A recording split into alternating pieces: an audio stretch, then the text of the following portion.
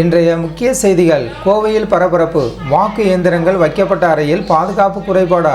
தேவக வேட்பாளர் அதிரடி புகார். தமிழகத்தில் தேர்தல் முடிந்து வாக்கு எண்ணும் மையங்களில் பலத்த பாதுகாப்பு போடப்பட்டுள்ளன. இந்த நிலையில் கோவையில் வாக்கு இயந்திரங்கள் வைக்கப்பட்டுள்ளன. பாதுகாப்பில் பெரும் குறைபாடு இருப்பதாக தமிழக வெற்றிக்கழக வேட்பாளர் குற்றம் சாட்டியுள்ளார். இது குறித்த விரிவான செய்திகளை இந்த வீடியோவில் பார்க்கலாம். கோவை மாவட்டத்தில் உள்ள 10 சட்டமன்ற தொகுதிகளுக்கான மின்னணு வாக்குப்பதிவு இயந்திரங்கள் விவிபேட் கருவிகள் அங்குள்ள அரசு தொழில்நுட்ப கல்லூரியில் பாதுகாப்பாக வைக்கப்பட்டுள்ளன.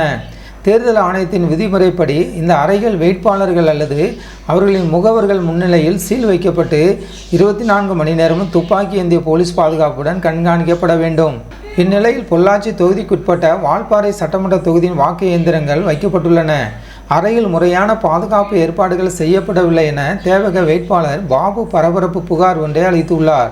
அவர் கூறியுள்ள முக்கிய குற்றச்சாட்டுகள் இதோ. குறுக்கு கம்பிகள் இல்லாமை. மற்ற 9 தொகுதிகளின் வாக்கு இயந்திரங்கள் வைக்கப்பட்ட அறைகளின் ஜன்னல்கள் பாதுகாப்புக்காக மரச்சட்டங்கள் அல்லது இரும்பு கிராஸ் பார்கள் வைத்து சீல் வைக்கப்பட்டுள்ளன.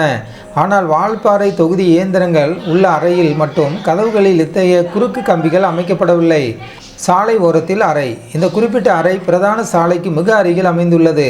அங்கு வெறும் 2 காவலர்கள் மட்டுமே பாதுகாப்பு பணியில் ஈடுபட்டுள்ளனர்.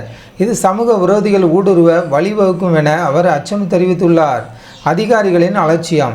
இது குறித்து தேர்தல் நடத்தும் அதிகாரி மற்றும் மாவட்ட ஆட்சியரிடம் புகார் அளித்தும் இது ஒரு பெரிய பிரச்சனை இல்லை என அவர்கள் அலட்சியமாக பதிலளித்ததாக அவர் குற்றம் சாட்டியுள்ளார். வேட்பாளரின் கோரிக்கை. வாக்கு இயந்திரங்களில் பதிவாகியுள்ள 1,49,000 ஓட்டுகள் என்பது மக்களின் சொத்து. அதை பாதுகாக்க வேண்டியது தேர்தல் ஆணையத்தின் கடமை. பாதுகாப்பு குறைபாடு குறித்து நான் முறையிட்டும் அதிகாரிகள் இன்னும் நடவடிக்கை எடுக்கவில்லை.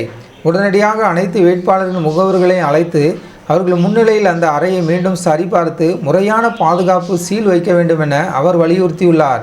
இது தொடர்பாக தமிழக தலைமை தேர்தல் அதிகாரி மற்றும் மாவட்ட ஆட்சியருக்கு அவர் கடிதம் எழுதியுள்ளார்.